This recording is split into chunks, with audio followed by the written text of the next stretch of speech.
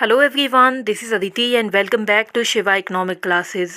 सो सबसे पहले तो हमारे चैनल पर आने के लिए आपका दिल से धन्यवाद। एंड अगर आप इस चैनल पर नए आए हैं तो प्लीज़ चैनल को सब्सक्राइब कीजिएगा एंड साथ में दिए गए बेल आइकन पर प्रेस करके ऑल नोटिफिकेशंस पर क्लिक करना मत भूलिएगा।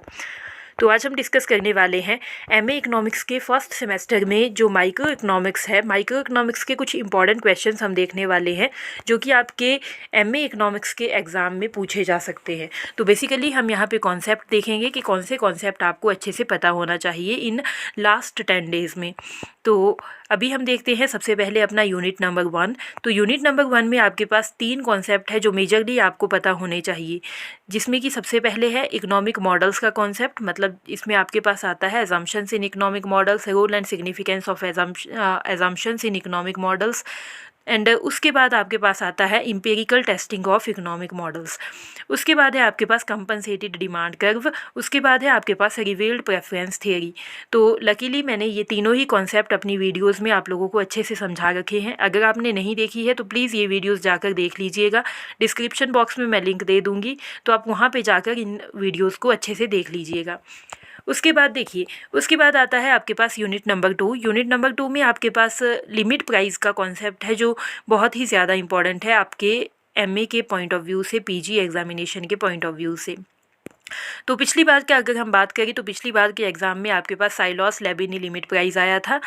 हो सकता है इस बार आपके पास मॉडिग्लियानी एंड भगवती में से कोई एक आ जाए।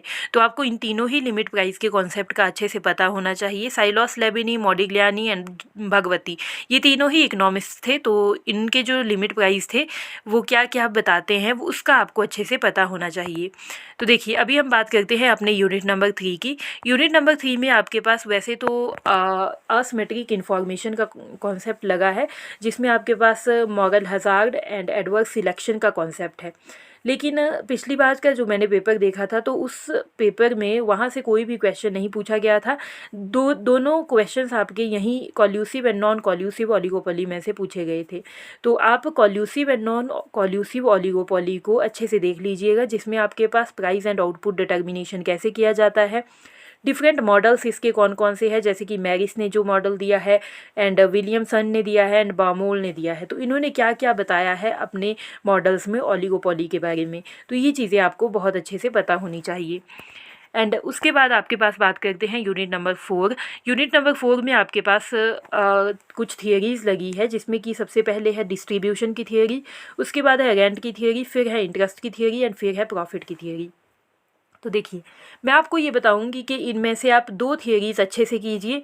या तो फर्स्ट वाली 2 डिस्ट्रीब्यूशन एंड रेंट को अच्छे से कीजिए, या तो इंटरेस्ट एंड प्रॉफिट को बहुत अच्छे से कीजिए।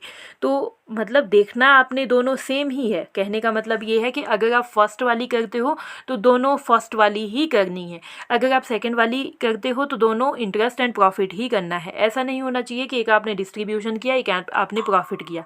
तो हो सकता है आपके पास रेंट या इंटरेस्ट में से कोई एक आ जाए, तो फिर आपको डिफ़िकल्टी आ जाएगी। ठीक है, इसलिए आपने 2 या तो फर्स्ट वाले करने हैं या तो लास्ट वाले 2 करने हैं। ठीक है ना। फिर अब देखिए, अब हम बात करते हैं यूनिट नंबर 5। यूनिट नंबर 5 में आपके पास आता है न्यू वेलफेयर इकोनॉमिक्स। इसमें आपके पास कॉन्सेप्ट है, एक तो ओल्ड वेलफेयर इकोनॉमिक्स का है एंड एक न्यू वेलफेयर इकोनॉमिक्स का है।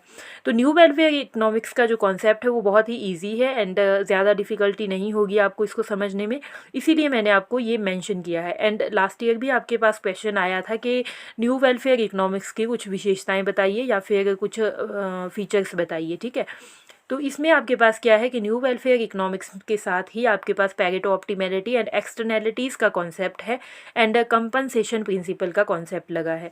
तो ये आपके पास बहुत ज़्यादा इंपॉर्टेंट है आपके पीजी एग्जामिनेशन के पॉइंट ऑफ व्यू से। तो देखिए, अगर आपने अभी तक कुछ भी नहीं पढ़ रखा है माइक्रो इकोनॉमिक्स में अपने पीजी एग्ज़ाम्स के लिए, अगर आप ये कॉन्सेप्ट पढ़ लेते हो तो बहुत ही अच्छे से आपका एग्ज़ाम अच्छे से क्वालिफाई हो जाएगा एंड बहुत अच्छे नंबर आप स्कोर कर पाओगे। तो thank you so much for watching the video and if you like the video, like, share and subscribe the channel.